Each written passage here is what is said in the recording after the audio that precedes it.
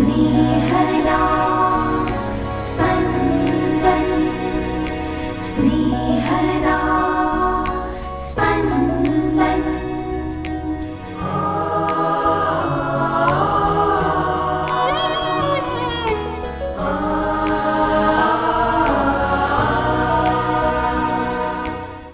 સામાન્ય કાળના ત્રીજા અઠવાડિયાનો બુધવાર. ધર્મસભા આજે આક્વિનાના સંત થોમાસનો પર્વ ઉજવે છે.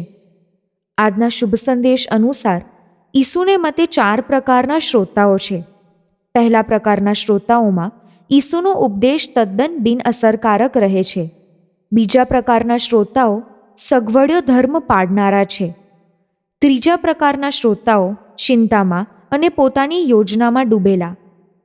ચોથા પ્રકારના શ્રોતાઓ ઉપદેશને પચાવનાર અને જીવનાર. સાંભળીએ સંત માર્કનો શુભ સંદેશ, અધ્યાય 4, કડી 1-20. વળી એકવાર ઈસુએ સરોવર કાંઠે ઉપદેશ આપવા માંડ્યો ત્યારે તેમની આસપાસ એટલા બધા લોકો ભેગા થઈ ગયા કે તેઓ સરોવરમાં એક હોડીમાં જઈને બેઠા અને બધા લોકો પાણીની ધાર સુધી કાંઠા ઉપર ઊભા રહ્યા. તેમણે દ્રષ્ટાંતો દ્વારા તેમને ઘણી વાતો સમજાવી. ઉપદેશ દરમિયાન તેમણે કહ્યું, સાંભળો, એક માણસ વાવવા ગયો. બન્યું એવું કે વાવતાં વાવતાં થોડા બી પગથી ઉપર પડ્યા અને પંખીઓ આવીને તે ખાઈ ગયા. થોડા બી ખડકાળ જમીન ઉપર પડ્યા, જ્યાં માટી ઝાઝી નહોતી અને ત્યાં માટી ઊંડી નહોતી, એટલે એ બી તરત ઉગી નીકળ્યા. પણ તડકો નીકળ્યો એટલે કરમાઈ ગયા અને મૂળ બાજ્યા નહોતા એટલે સુકાઈ ગયા. કેટલાક બી કાંટા ઝાંખરામાં પડ્યા અને ઝાંખરા ફાલ્યા એટલે તે ગુંગળાઈ ગયા અને પાક બેઠો નહીં. પણ કેટલાક બી સારી જમીનમાં પડ્યા અને ઉગી નીકળ્યા તથા ફાલ્યા અને તેને પાક આવ્યો.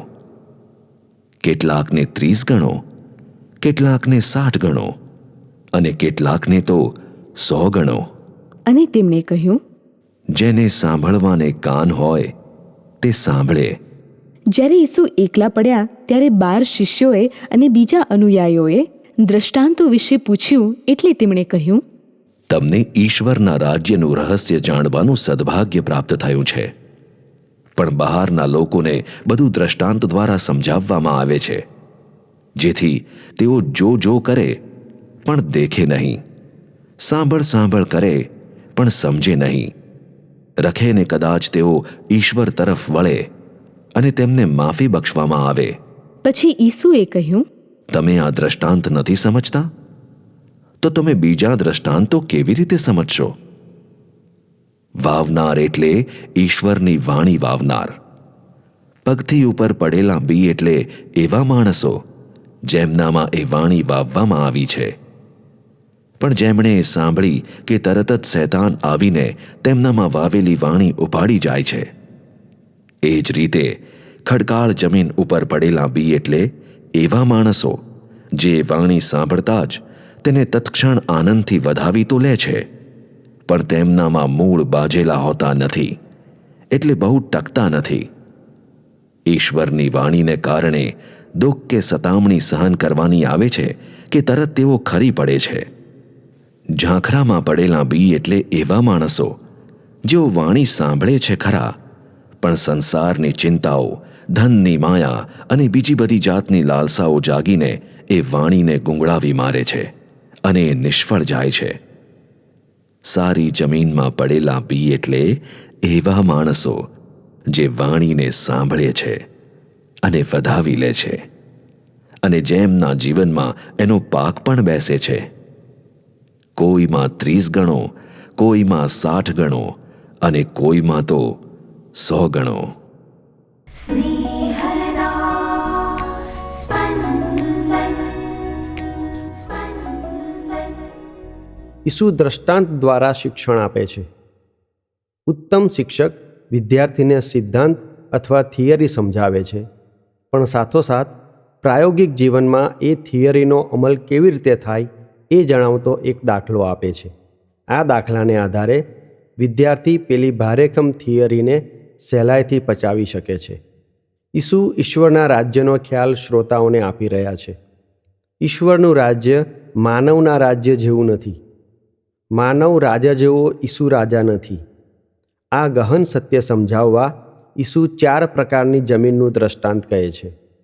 ઈસુ સામે હજારો શ્રોતાઓ બેઠા છે.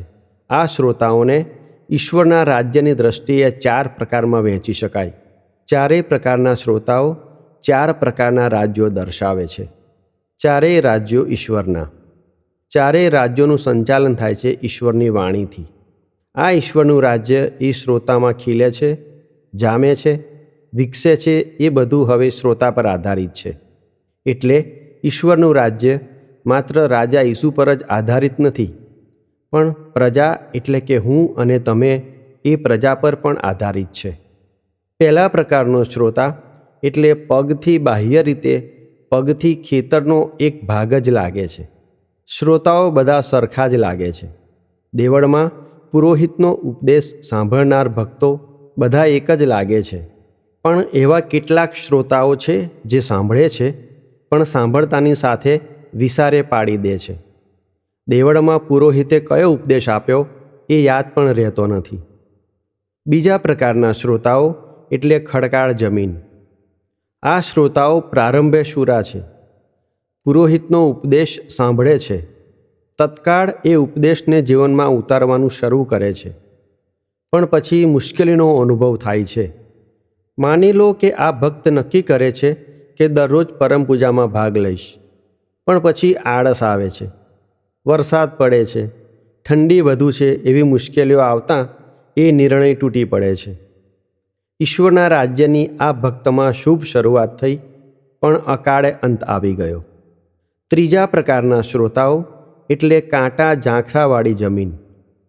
આ ભક્તના જીવનમાં બીમારી, આર્થિક મુશ્કેલી, પૈસાને પરમેશ્વર માનવાની વૃત્તિ, બિનજરૂરી ચિંતા એટલી બધી છે કે ભક્ત પુરોહિતના ઉપદેશને યાદ રાખી જીવનમાં ઉતારવા પ્રયત્ન કરે છે, પણ આ બધા કાંટા ઝાંખરાને કારણે તે ઈશ્વરના રાજ્યને અનુભવી શકતો નથી. ચોથા પ્રકારના શ્રોતાઓ એટલે એવા ભક્તો જેમનામાં ઊંડાણ છે, જેમની શ્રદ્ધા મજબૂત છે. તેઓના જીવનમાં પણ મુશ્કેલીઓ આવે છે, પણ આ મુશ્કેલીઓ તેઓને ઈસુની વધુ નજીક લાવે છે. તેઓ માટે ઈસુ જ સર્વ કાંઈ છે.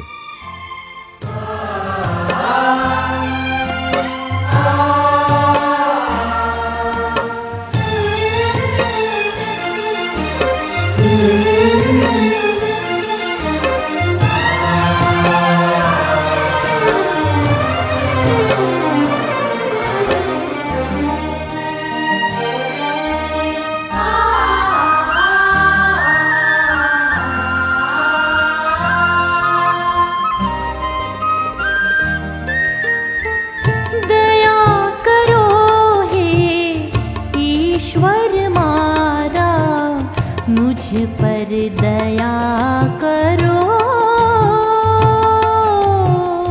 दया करो हे ईश्वर मारा, मुझ पर दया करो. शरण તમારે આવ્યો છું, મુझ પર દયા કરો. शरण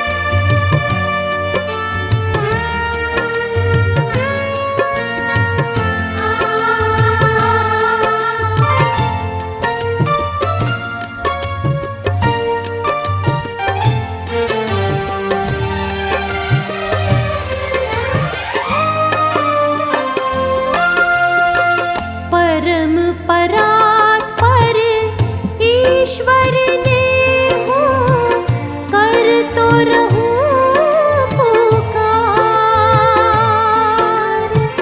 परम परात्पर ईश्वर ने हूँ कर तो रहूं पुकार। ईश्वर छे सघળી વાતે ભલું મારું કરનાર। દયા કરો હે ઈશ્વર મારા, મુझ પર દયા કરો। દયા કરો હે ઈશ્વર મારા, મુझ પર દયા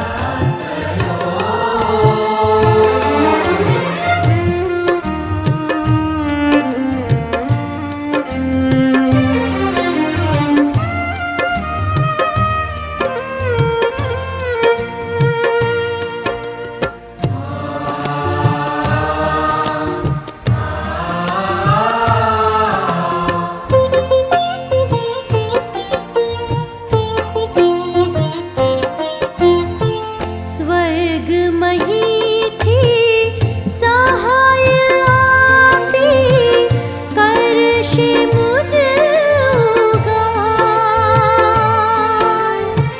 સ્વર્ગ મહીથી સહાય આપી કરશે મુझ ઉગાર। કરુણાની જેની ઢોળી ઢોળી સદાય રાખશે લાજ। દયા કરો હે ઈશ્વર મારા, મુझ પર દયા કરો। શરણ તમારે આવ્યો છું હું, મુझ પર